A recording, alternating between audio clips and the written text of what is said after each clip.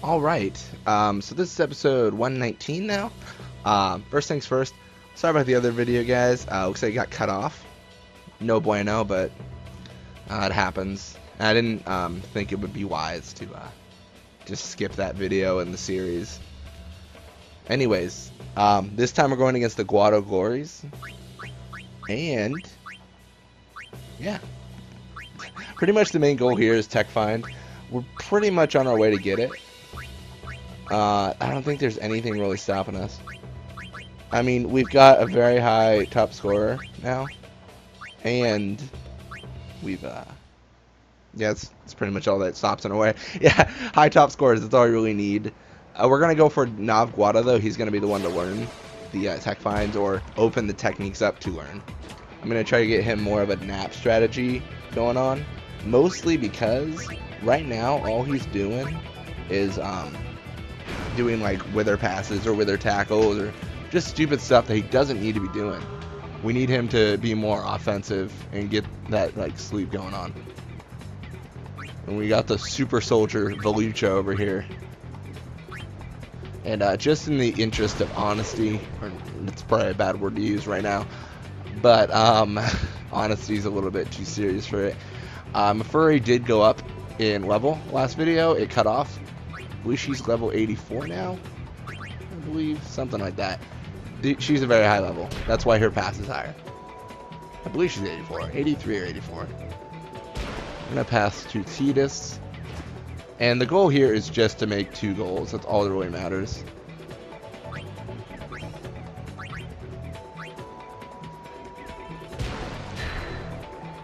And that actually did not work how I thought it would. But that's okay. Looks like it'll just be Guado, which is definitely okay with me. I'd rather not have 3 people on me.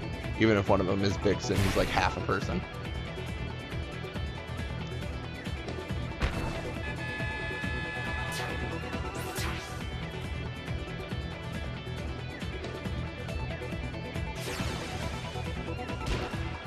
Okay, so now we score with Larbite. The goal is going to definitely be a score with Titus.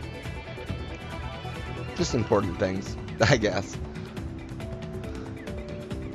That should push him, I think, to like 16 on the top scorer charts. So like I said, they're definitely way above everyone else. They don't really have a chance to be overtaken. Overtaken. Basically the same thing. And I'm going to shoot from here, which is definitely going to be a risky maneuver just because I could miss. But the positive is, if I miss, then I will put him to sleep.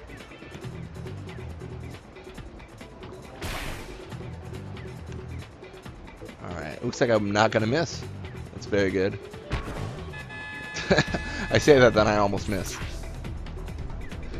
Anyways, it's going to be a repeat of the last video, basically. Experience is our #1 thing we need. We just need to get our players more experienced.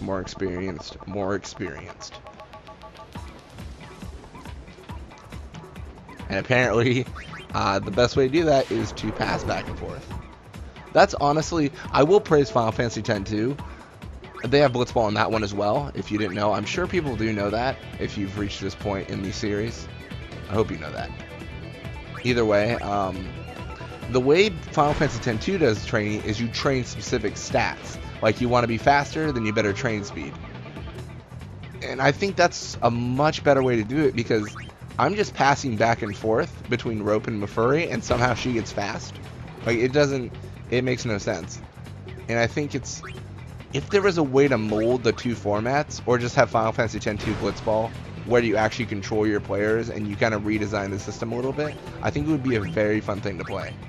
The thing is, the fact that it's all AI controlled kind of takes away from the magic that it is. And for me, it kind of ruins Blitzball a little bit.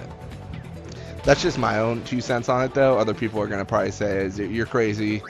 Herpa, that's my opinion.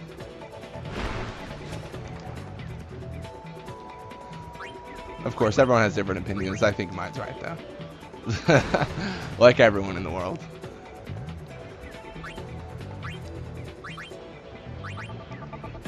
Either way, though, I don't think Mafuri's going to get a level up this game. I think she will get experience to go towards a level up, though.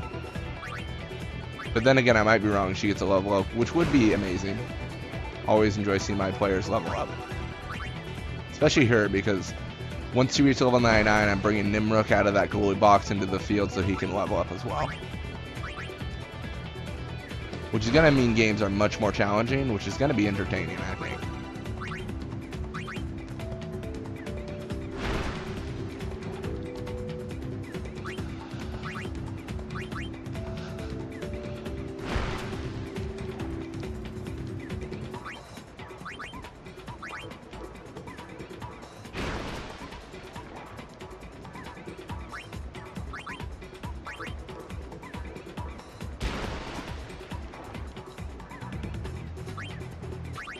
And Volucha is one of the top scorers. Obviously, we've knocked her out of that situation with the nap pass. And that's also the advantage of going through the league like this. The people who are top scorers below us aren't scoring on us, so it's taking away their chances to get up in ranking.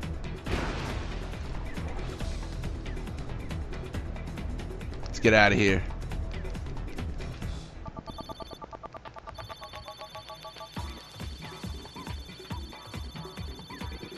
We might get a level up with Mafuri if we're lucky. She's got about 60 experience to go, so she's got a long ways, but it's definitely a possibility. Yeah, what is that, 60 about? 68, looks like. Definitely a possibility, not likely at all. It's kind of how it goes with the level ups for her. Looks like, alright, cool. And that should be good.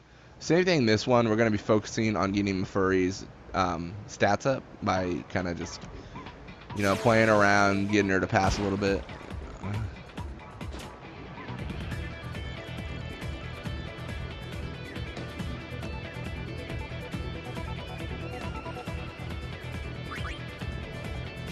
And I will be very happy when Nob Guado's nat tackle 3. I don't appreciate seeing him fail so much.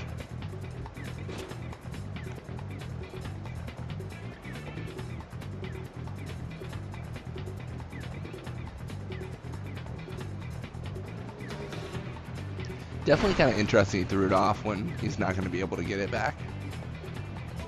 And this is just the situation we wanted. We got Mafuri that came all the way over here, and this is right where we want her, because we're going to be able to put Vixen to sleep. Once it actually works, we'll be able to put him to sleep. But we'll put him to sleep, we'll keep on passing between each other, and we'll get some experience. The way this started, I don't think we're going to be able to get Mafuri level up just because she lost a minute of passing. And even though that's like, oh, it's a minute, that's 20% of the chance, or 20% of the time we had to pass. We can't really expect to get level ups if we're spending 20% of our time trying to get the ball. I think a good highlight for them is Rope and Mafuri both have super high pass. That's a great thing to have for defenders, because I said this before in a previous video. You have the Bisay Dorox, you have Bada, and he gets the ball, right? Bada's great. He has great tackle in the very beginning. And this isn't a reflection on what he is later on in the game, but for the very first part, he'll tackle, he'll get the ball, but he has like 3 endurance, so he'll immediately lose the ball over and over and over. And that's why it's very important to have a high endurance or pass, so you can actually get the ball out of the defensive zone. Bada can't do either of those very early on, but he does grow into his role more, I feel. But he still isn't the best player. Yeah.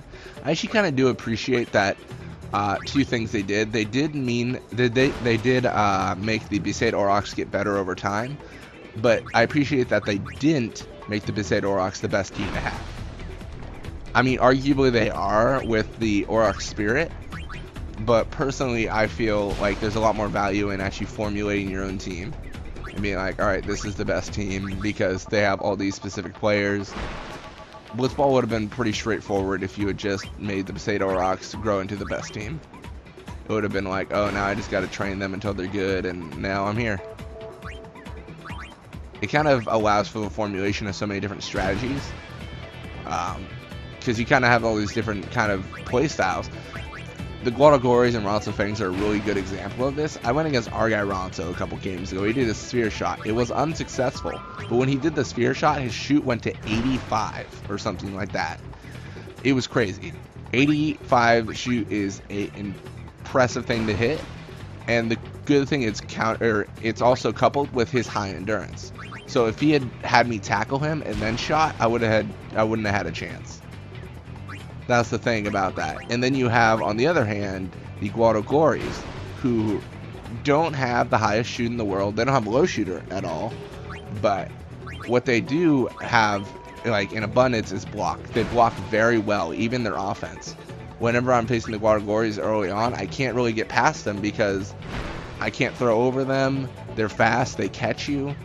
They've got that fast, high blocking in their kind of their whole entire team. So I appreciate that they actually took the time to develop different strategies for different teams. I guess is what I'm saying. It kind of makes the game a lot more fun. And that's also why the journey to the perfect Blitzball team, to me, is so interesting, because the perfect Blitzball team that I'm making right now isn't the perfect team for someone else. Someone else could probably make a team that destroys this team if they use the right strategies and have the right game. And I could probably destroy another team that thinks they're the perfect Blitzball team, because the way I play is not the way everyone else plays. If someone would put anti-nap on all their players, it would take off a key component of my strategy. Sorry, that was a little bit of a rambly, like, preachy thing, but it's why I like doing this stuff and why I do this series, is because I really do enjoy the idea of the perfect Blitzball team and how to actually really strategize for your team. Anyways, looks like Voraja's back on the team.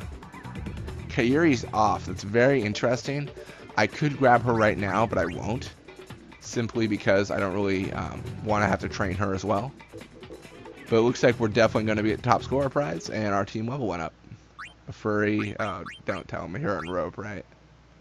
Dude, they're so expensive, Jesus Christ. Anyways, as always, guys, thank you for watching. I hope you enjoyed it, and I hope you guys have a great day.